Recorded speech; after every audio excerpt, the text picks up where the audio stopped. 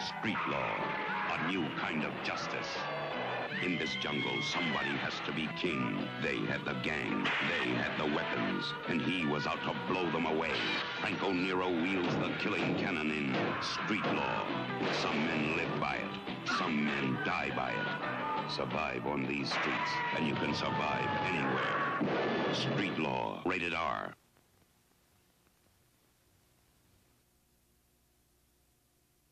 Et bonjour à tous. Alors aujourd'hui, suite de ma vidéo que j'ai fait sur Vigilant de William Lustig, je vais vous parler un petit peu du film qui s'en est fortement inspiré. En tout cas, je crois, je le ressens. Dans certains pays, il s'appelle même Vigilant 2. Je crois qu'il est sorti sous ce titre-là dans certains pays. Donc il s'agit de Un citoyen se rebelle de Enzo G. Castellari.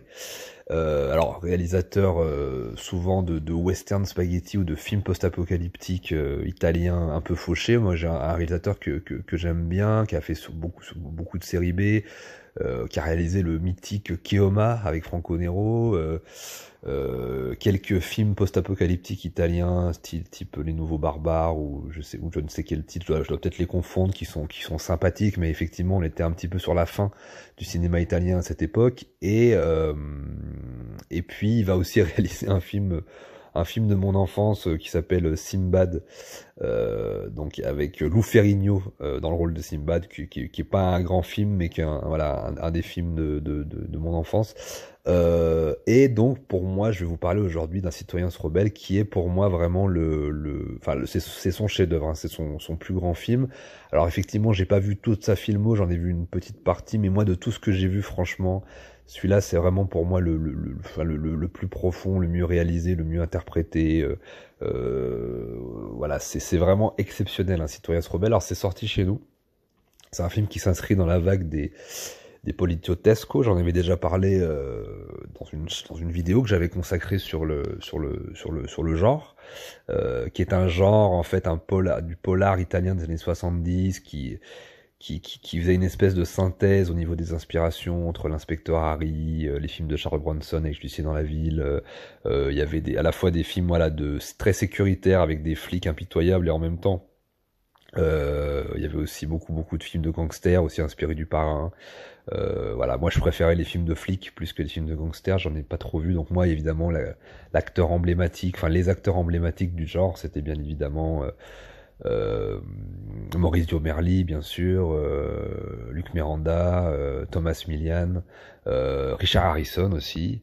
Et puis, bien évidemment, là, en ce qui nous concerne, dans Un citoyen se rebelle, un des acteurs les plus formidables des années 60-70, Franco Nero, hein, le légendaire Franco Nero, dont je vous avais déjà parlé, bien évidemment, quand je vous ai parlé de Django, donc de Corbucci, qui est un acteur que j'adore, charisme incroyable, très beau regard, magnifique moustache, et là qui interprète alors encore une fois un film très intéressant, un petit peu comme Vigilant dont je vous ai parlé, c'est-à-dire que on est 10 ans avant, on est en 74, et on se retrouve dans cette vague, voilà, post-inspecteur Harry, et avec l'âge d'or du poliziotesco entre guillemets, avec des années 70 en Italie très violentes, avec des braquages, des tumultes politiques, idéologiques, euh, très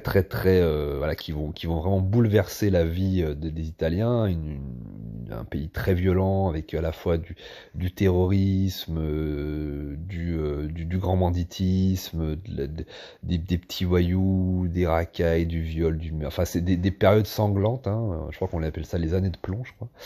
Et donc voilà, une période particulière qui a mis en chantier, enfin qui a permis de mettre en chantier beaucoup de grands classiques du polar des années 70. Moi, c'est une période dans tous ces films italiens là qui me fascine pas mal. Ce qui est intéressant dans celui-là, c'est qu'on n'est pas vraiment dans un vigilante au sens où on va avoir un mec qui va subir une injustice d'ordre. Par exemple, c'est pas un personnage, le personnage de Franco Nero dans celui-là, c'est pas un personnage, encore une fois, on n'est pas dans un personnage de flic on est plutôt dans un personnage de classe moyenne supérieure, un petit peu, voilà, une espèce de petit, pas de petit bourgeois, mais de petite, ouais, classe moyenne supérieure, je dirais, un gars qui va poser son argent à la banque, en fait, au début du film. Alors, il est très bien habillé, en costard, machin, mais c'est un mec quand même, il est pas allé avec une cuillère d'argent dans la bouche, c'est pas un bourgeois, c'est quelqu'un qui a travaillé, qui a bossé, je crois il doit avoir une entreprise, ou je sais pas quoi, une petite entreprise, un petit truc, et puis qui a sué sang et eau pour mettre de l'argent de côté, etc. Et en fait, au début du film, ce qui est marrant, alors le générique s'ouvre avec l'Italie de l'époque, avec les braquages, les tueries, les meurtres, les machins, etc.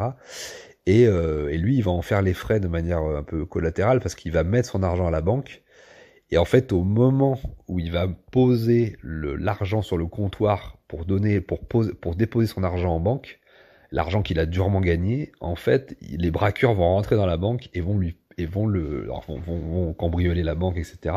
Et vont lui piquer l'argent qu'il était prêt à mettre sur le compte. En fait, l'argent est sur le comptoir, il y a une liasse de billets, en fait, il va être traumatisé le personnage va être traumatisé par le fait que il a même pas eu le temps de mettre l'argent en banque, l'argent est posé comme ça sur le comptoir, et en fait, les mecs vont lui piquer, ce qui fait qu'il va en fait tout perdre parce que voilà, il a pas eu le temps de mettre l'argent à la banque, ce qui fait qu'il est pas protégé au niveau du.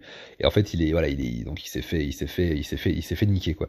Et donc en fait, ça va totalement, cette action qui paraît bénin va complètement le travailler. Mais encore une fois, on est toujours dans ce truc de vigilante qui est finalement là on est plus finalement, et c'est ce qui était aussi intéressant parfois dans les films italiens de l'époque, plus que dans les films américains parfois, c'est qu'en fait il va vraiment se rebeller non pas face à un individu, mais plutôt face à une société. Disons qu'il va vouloir effectivement retrouver les braqueurs, les machins, etc. Mais il va remettre en cause, il va remettre en question toute l'organisation en fait systémique qui aide en fait à ce genre d'action. Il va remettre en cause finalement. Alors il va être tellement frustré de ce moment. Il va se dire mais c'est pas possible. À quel moment on a perdu nos couilles en fait pour se laisser dépouiller, etc. Donc lui, ça va vraiment le travailler, ça va le traumatiser. Et il va remettre en question absolument tout le monde.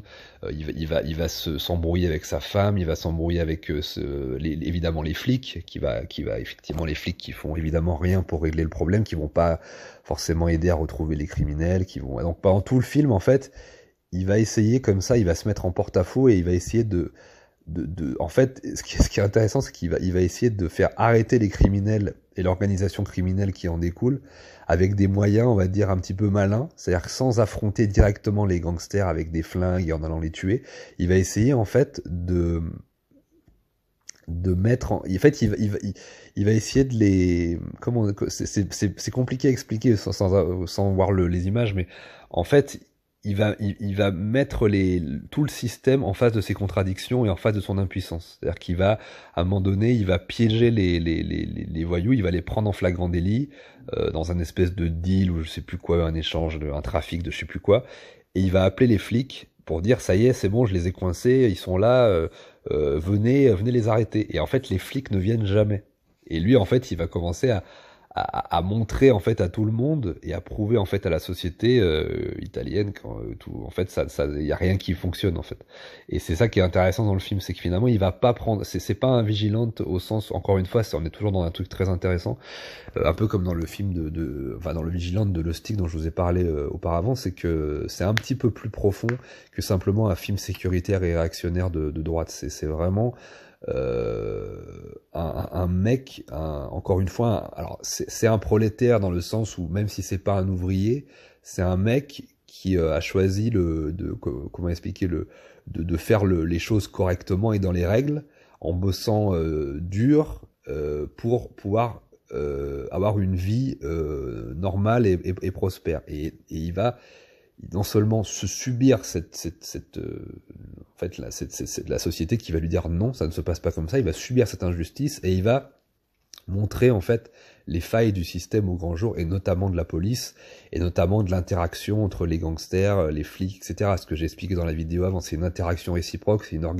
une organicité complémentaire, c'est-à-dire qu'en fait tout se complète, dans une société, c'est pas, il y a pas les bons ne sont pas que d'un côté ou que d'un autre, non, il y a les bons qui sont visibles, il y a les méchants qui sont visibles, pardon, je parlais des méchants, il y a les méchants qui sont visibles et les méchants qui sont invisibles, et puis parfois ça interagit entre eux. Donc le film est aussi intéressant à ce niveau-là, ça montre aussi les failles de manière globale d'un système.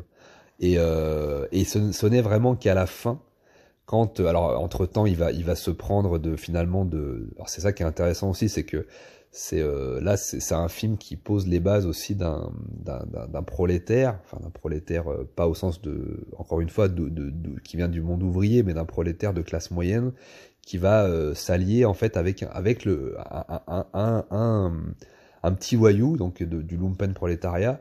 Ce qui est en général très rare, hein, c'est quelque chose mais qui existe aussi, c'est-à-dire que parfois le lumpen peut s'associer avec le prolétariat dans certaines circonstances, et là c'est ça qui est intéressant dans le film, et donc il va y avoir cette espèce ça va virer à un moment donné en buddy movie entre un prolétaire et un membre du lumpen prolétariat, et c'est ça qui est intéressant aussi, et donc ce n'est qu'à la fin, en fait, quand ce petit voyou donc ils vont devenir un peu proches tous les deux, va être vraiment menacé de mort. C'est à ce moment-là, c'est vraiment presque à la toute fin, que Franco Nero va prendre les armes et va péter un câble et buter tout le monde. Et c'est ça qui est très intéressant, c'est que il n'y a pas une réaction directe en fait à son injustice. Il pourrait retrouver les... Alors après, effectivement, il ne répond pas par la violence tout de suite, parce que contrairement au film de Lustig ou au film du Justicier dans la ville, etc., on n'a pas tué un membre de sa famille, on n'a pas tué sa femme, on n'a pas violé sa fille, etc. C'est pas ça, c'est plus en fait on a tué son amour propre et sa fierté.